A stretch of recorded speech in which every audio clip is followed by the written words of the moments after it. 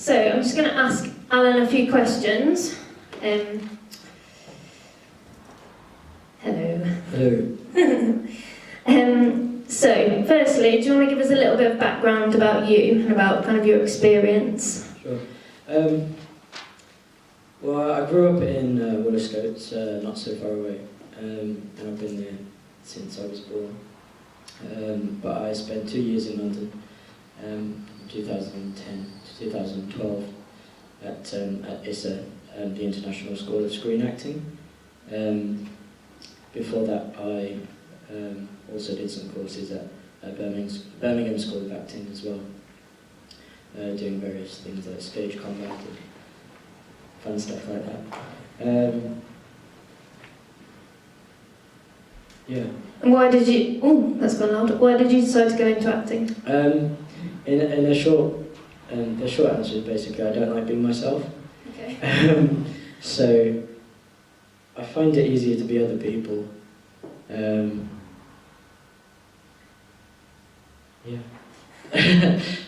Okay. And how did you feel about being asked to play Jesus?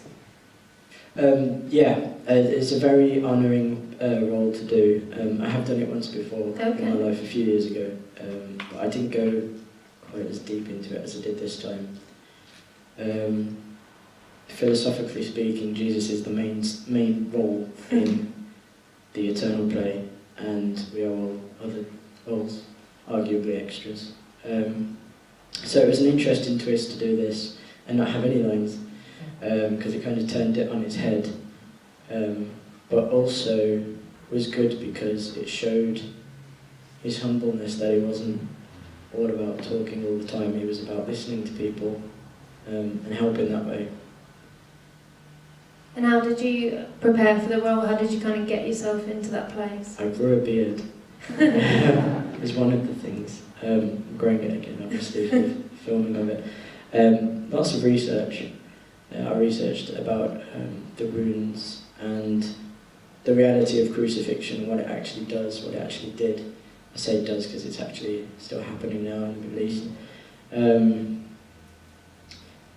Things like the nails in the hands, breaking the tendons, the 3 hours it took to bleed every drop of blood, including the nails in the feet.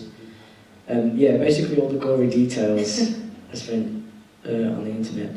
I also do things like character walks, which is basically find a few songs that remind you of the mood of the piece, right, and go walking in rural areas with my iPod, walking as the character would.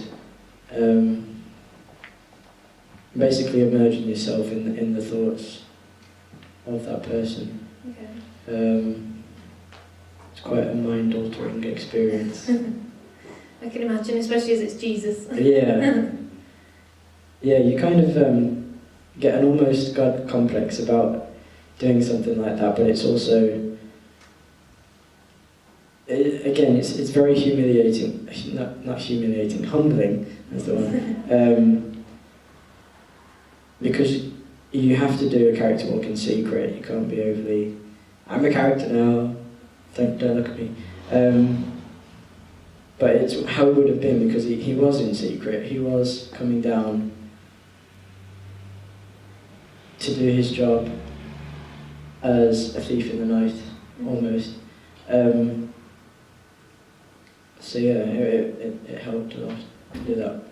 That's cool. Because I know that before the scenes when we'd be outside or upstairs, like Alan would be off in a corner and no one would be able to talk to him because he's like completely zoned out. And what, like in those moments, what are you going through in your head as you try and kind of zone into Jesus, really? There's a list I carry around with me, ironically not today, and it's a few questions I've gathered throughout the years, from the very first one, who am I, right the way through to things like what was the last meal I ate.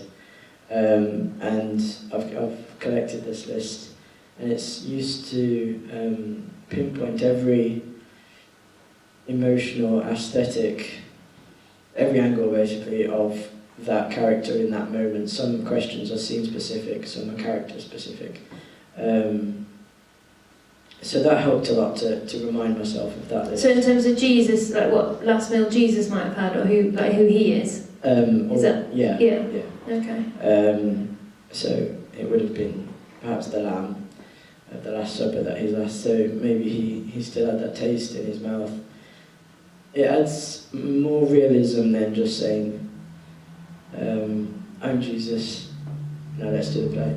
It ends up more real to think about those things. Yeah. Well, I know that you ran through with us, didn't you, of like, not so much that detail, but think about the smells that you would have smelled, think about the ground, think about what you might be wearing, think about who you'd be seeing that day, like all of those sort of details, so that you're trying to actually get into the person's head that you're playing, rather than, as you say, you're just doing some lines, because we wanted it more real than that, didn't we? So. Yeah, it takes a lot of the pressure off as well to have certain specific questions, because you're focusing on arguably everything but you. It's the elements that make you, and that kind of informs everything else. Yeah, that's cool. So how do you feel playing the role has had an impact on your faith or your understanding of Jesus' story? It helped frame it for me as the ultimate act of love, and the ultimate act of faith as well in the Father and the Father's will. Because you are 110% giving yourself over to what will be happening, and if you like it or not,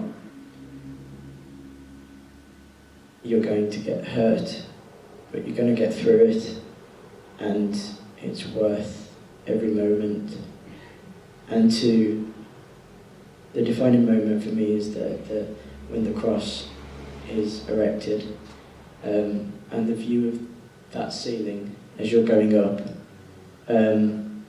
is very moving, because you know when that cross hits that point, you're going to be there for an awful long time, not just in the play but also in reality. That's the ultimate moment, and that's the ultimate picture of human sacrifice, of the sacrifice of Jesus. The pivot of the entirety of existence is that picture where man and God become united. Yeah. And how did you feel about kind of your interactions, or Jesus' interactions with the other people? Did that make you think to like Mary or the disciples, or did that open up some doors to you, I guess? Something that I wasn't expecting happened with Mary, I think more than the other disciples, is that yes, he was the Son of God, and yes, he did all these wonderful things, but he was also the son of a mother, and they had that relationship, and she grieved for him, and he would have cried looking at her walking past, because he knew he was going to his death, and that was his mom. And I didn't expect that. I had to go through that in order to find out what that moment was, and that made it very real, above most things.